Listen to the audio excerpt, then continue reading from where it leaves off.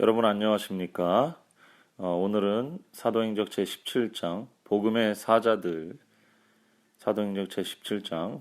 사자들에 대해서 정리를 좀 해보도록 하겠습니다. 먼저 기도하고 시작하겠습니다.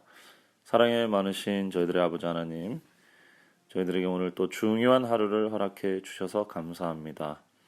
저희 안에 하나님의 복음이 살아 숨쉬게 도와주시고 또 저희들도 하나님의 복음의 통로가 되는 특권을 누리게 하여 주옵소서. 예수님의 이름으로 간절히 기도드립니다. 네, 사도행전 17장은 이제 복음의 사자들 제 1차 선교 여행의 전반부 정도를 다루고 있습니다. 핵심적인 내용은 복음의 사자들, 결국 인재, 사람이 이 하나님의 사업에 얼마나 중요한가에 대한 내용을 담고 있습니다. 첫 번째로 이제 볼 것은 이 구브로, 지금 키프로스 혹은 사이프러스라고 하는 터키의 그 서부의 서남부라고 해야 되나요? 지중해에 있는 그 섬에 선교를 가는 내용이 담겨 있습니다. 이 섬에 옛날부터 사실 초기부터 선교가 이미 돼 있었고요. 안디옥 교회에서도 이쪽에서 나온 사람들이 전도를 하기도 했다, 이렇게 표현이 돼 있습니다. 사단은 투쟁 없이 하나님의 나라가 지상에 세워지는 것을 허용하지 않는다. 악의 군대는 복음의 전파를 위하여 임명된 대리자들과 끊임없는 싸움을 일으키며 이 흑암의 세력은 특히 신망과 순수한 성실성을 가진 사람들 앞에 진리가 선포될 때에는 강력하게 활동한다. 복음의 전쟁터가 어디입니까? 사람이고 사람의 마음이라는 거죠. 성실하고 순수한 그런 마음을 가진 사람들 앞에 복음이 전파될 때 사단이 강력하게 그것을 제지한다, 이렇게 표현이 되어 있습니다. 반대로 말하면은 사단이 왜 이걸 저지하고 두려워할까요? 순수하고 성실한 마음을 가진 사람들에게 복음이 전파될 때 그것이 사단에게 치명타를 입히는 결과를 낳게 되기 때문에 그럴 것입니다. 그래서 정리를 좀 하자면, 일단 이 복음의 중요한 것은 사람이고 사람 싸움이고요. 복음에서는 이 복음과 하나님의 진영과 사단의 진영의 싸움에서 결국 사람의 영혼, 마음을 두고 싸우기 때문에 이 복음 전도에 있어서 사람이 굉장히 중요할 수밖에 없다라는 거, 처음부터 설명을 하고 있습니다. 그렇지만 이 충성된 복음 교역자는 원수의 손에서 패배할 것을 두려워할 필요가 없는데, 이는 그가 모든 사단의 감화를 저항할 수 있도록 위로부터 오는 능력을 받을 수 있는 특권을 가지고 있기 때문이다, 이렇게 표현을 했습니다. 이것 또한 굉장히 희망적인 말씀이죠. 사단은 영혼이 맑은 사람에게 복음이 전파되는 것을 굉장히 싫어한다고 그랬어요. 그래서 본인이 할 수 있는 방해를 하게 됩니다. 반대로 그러면 하나님의 복음을 들고 순수한 영혼들에게 복음을 전하는 사람들은 사단과 전면전을 펼쳐야 되는데 상당히 어렵겠죠. 두려운 일이 될 수도 있겠습니다. 그러나 오늘 여기 말씀에 나와 있는 대로 두려워할 필요가 없다. 왜냐하면 그렇게 복음을 직접 들고 일을 하는 사람은 하나님의 능력을 부여받는 특권을 누릴 수 있게 되기 때문이다, 이렇게 설명하고 있습니다. 그래서 복음을 전하는 하나님의 사자는 인간의 능력으로 복음을 전하는 것이 아닙니다. 하나님의 능력을 힘입어서 일을 하게 되는 것이고요. 사실상 복음을 전할 때야말로, 복음의 최전선에 있을 때야말로 하나님의 능력을 가장 크게 경험할 수 있는 것이 됩니다. 하나님의 진리를 전파하는 이들은 여러 가지 다른 형태의 교활한 원수를 만날 것이다.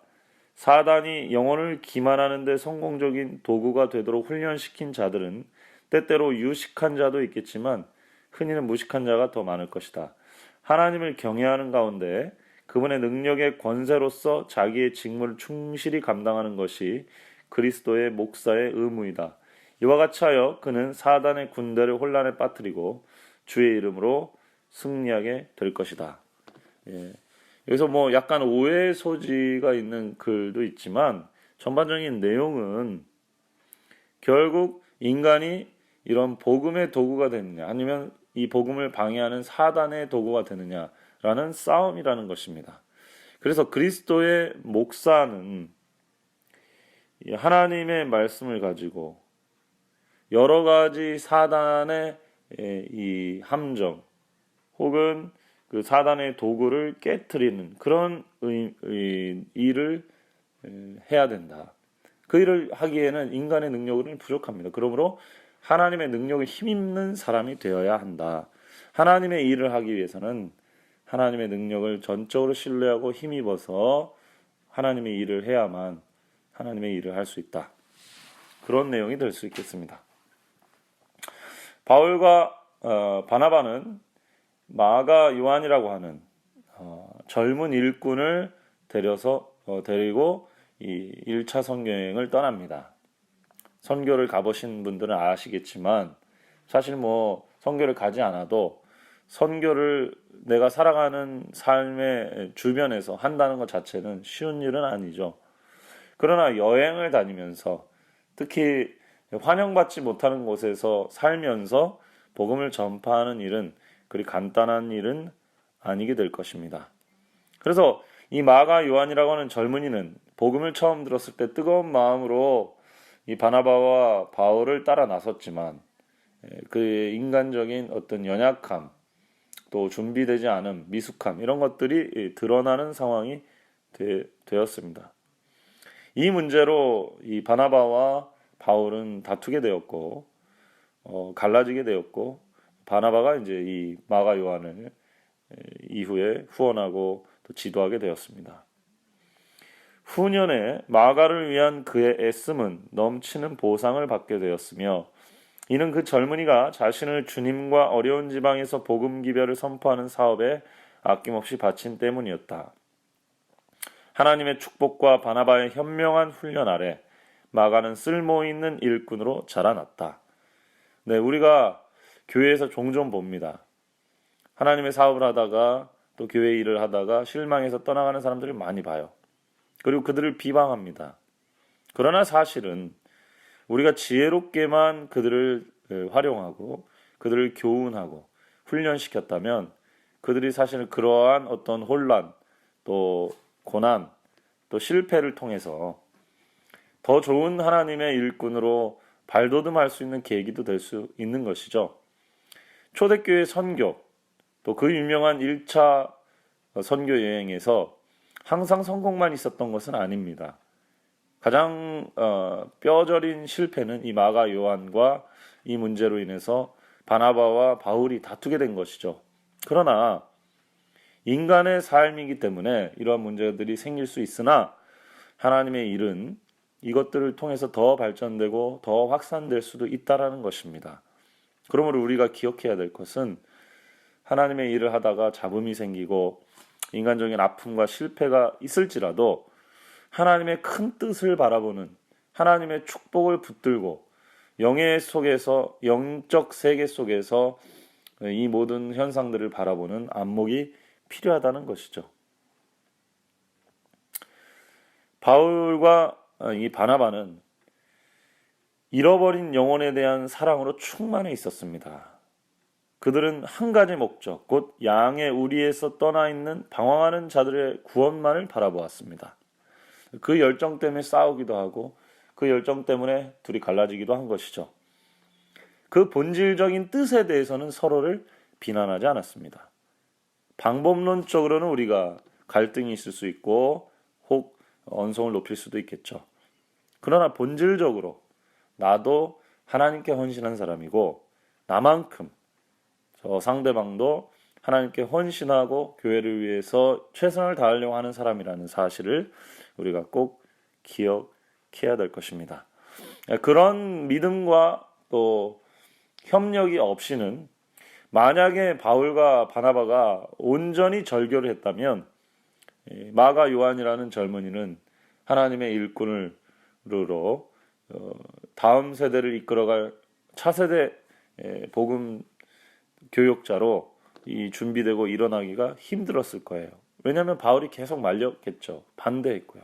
그러나 바나바의 지혜로운 과정, 훈련 과정을 통해 마가 요한은 확실히 성장했고 변모하였으며 사도 바울은 그 부분을 인정해 주었다는 사실입니다. 이런 부분들은 우리가 현실에서 사역을 하다 보면 굉장히 중요한 교훈이 될 수밖에 없어요. 선교제에 가보시면 알겠지만은 이 같이 선교를 간 사람이 사실은 사단처럼 보입니다. 결혼을 하기 전과 결혼한 다음에 부부의 삶과도 비슷해요. 선교제를 떠날 때는 굉장히 뜨거워지고 협력해서 같이 일을 해보자라고 얘기를 하지만 막상 선교제에 가면 사소한 것 하나 때문에 틀어지기도 하고 재정을 쓰는 문제라든지 그 다음에 어떤 하나님의 일을 할 때 선택의 문제라든지 이런 부분들에서 인간적인 약점들이 드러나게 돼 있고 다툼이 있을 수밖에 없습니다. 갈등이 생길 수밖에 없어요. 그것이 복음사역에 인간에게 맡겨졌다는 의미입니다. 인간의 이게 하나님의 일이 맡겨졌다는 일의 의미예요. 갈등과 분쟁이 완전히 없을 수는 없다라는 것을 의미합니다. 그러나 큰 틀에서 하나님의 일은 전진되고 이루어지고 있다는 사실도 우리가 믿어야 된다는 사실. 나를 반대했다고 해서 그 사람이 하나님의 편이 아니라고 우리가 생각해서는 안 된다는 것. 그 부분이 반드시 짚고 넘어가야 될 부분이라고 생각합니다.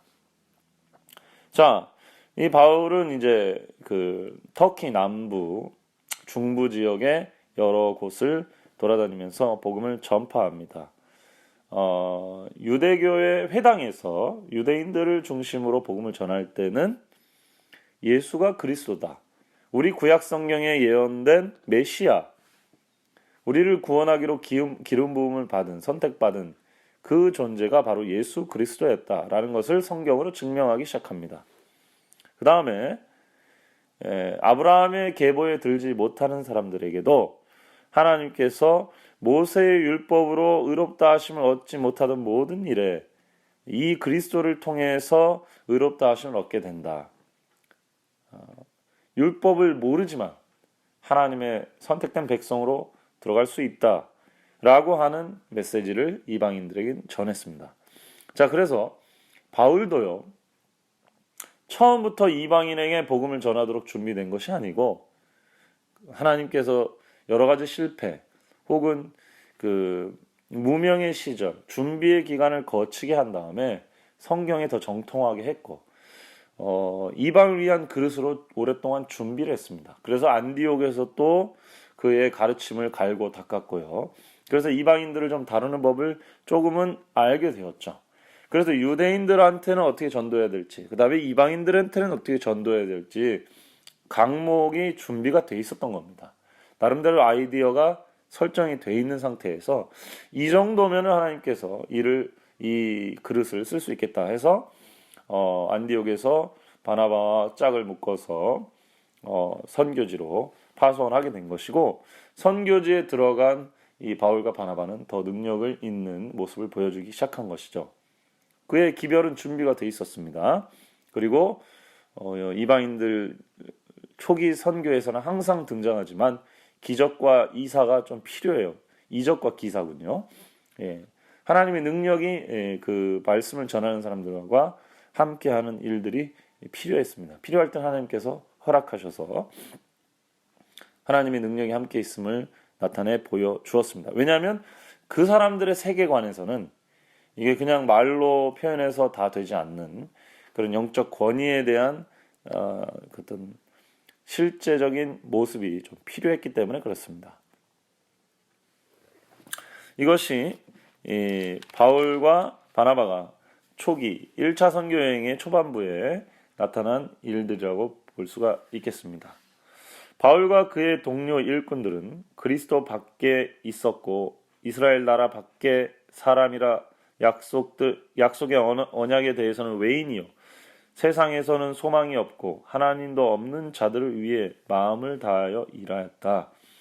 이방인들을 위한 사도들의 끈기 있는 봉사를 통하여 전에 멀리 있던 외인과 손님이었던 그들은 저희가 그리스도의 피로 가까워졌으며 그분의 속죄의 희생을 믿는 신앙을 통하여 성도들과 동일한 시민이요 하나님의 권속이 될 수 있다는 사실을 알게 하였다. 네, 이 바울과 바나바의 이 선교 사업은 이방인들에게 특히 엄청난 센세이션을 일으키게 될 수밖에 없었습니다. 그리고 바울은 이방인 중에서 제자들을 얻었습니다. 그 후에 이 제자들이 이 이방 선교 사업의 큰 제목이 된 것도 사실입니다. 자, 이렇게 해서 비시디아 안디옥까지 이르는 구브로, 안디옥에서 구브로를 통해 비시디아 안디옥에 이르는 바울의 선교 여행의 내용을 정리를 해보았습니다.